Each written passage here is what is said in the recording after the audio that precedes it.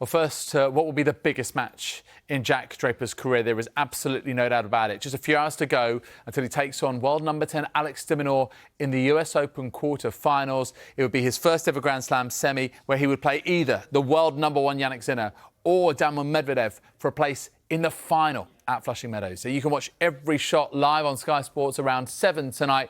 Let's head back to Daniel Kahn, who is in New York for us.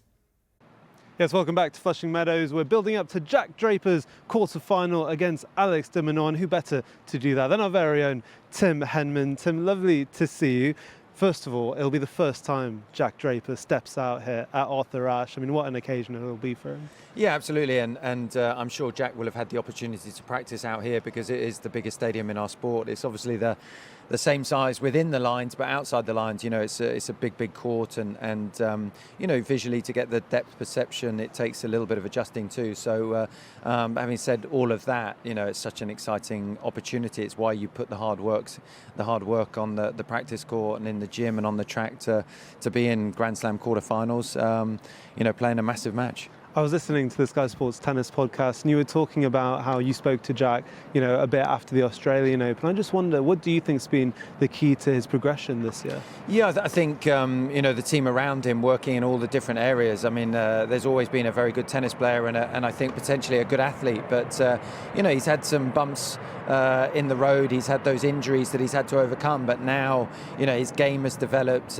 He's got a huge game, and I think athletically he's looking so physically good on the court. He's stronger and faster, and you know, built up the physical resilience, because to play on the tour week in, week out, you've got to be strong. And now he's, you know, avoided a lot of those injuries, and therefore he's been able to, you know, build a lot of momentum. Played very well in Cincinnati a couple of weeks ago, and the way he's come through the first 4 matches here in Flushing Meadows has been very impressive. But he's got a tough match today. Let's talk about his opponent today, Alex de Minaur, 10th seed, of course. A lot of Brits might have seen him at Wimbledon, but he had to pull out of his quarter-final because of a hip injury. And I think a lot of people thought he might not be here at the US Open because of that injury, but he looked like he's moving pretty well. Yeah, he's one of the fastest guys out there, and as you say, it was frustrating for him to miss that quarter-final match at Wimbledon, but he's back playing great tennis. He's top 10 in the world. The rankings don't lie. He obviously played Dan Evans here in the third round when Evans really just sort of ran out of gas, and you know, he's played Jack on 3 occasions, and de Minaur's won on all 3 of those matches, but they've been very close, and I think the experience from Jack, having played de Minaur, he'll benefit from that. He'll know the way that de Minaur likes to play, so it's important that Jack really goes out there and concentrates on the way he wants to sort of implement his style. He's got to use his lefty serve. He's got to look to, you know, dictate from the back of the court, but also appreciate that de Minaur is going to make him play a lot of balls because he is so quick at the back of the court. But again, this is it's another great test for Jack.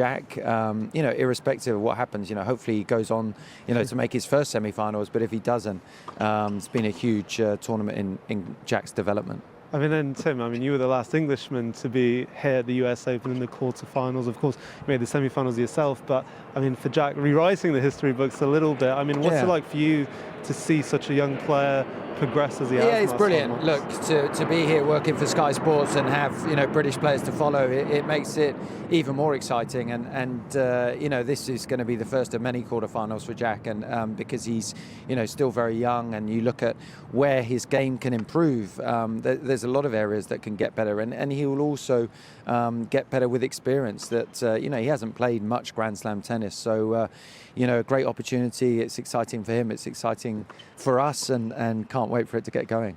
Tim Henman, thank you so much. As Tim said, they're incredibly exciting for all of us here at Flushing Meadows, and I'm sure exciting for everyone back at home. He'll be second up here on Arthur Ashe, and it'll all be live on Sky Sports Tennis. So let's just get a feel for how he's looking. Jack Draper, 6'4", left-hander, world number 25, and in Alex de Minaur, he plays his first seed at this tournament where he hasn't actually dropped a set yet. Yeah, he's got through in straight sets, not even pushed to a 7-5 set, nowhere near a tie-break. He's been very much in control, but this will be a different test. As you heard from Tim Henman there, one of the quickest guys on tour, and he's, you know, the road runner, if you like, of the ATP Tour. But remember that Jack Draper is very comfortable on these courts. Third round a couple of years ago, fourth round last year, quarter-final at least this year, but can he make it to a semi-final?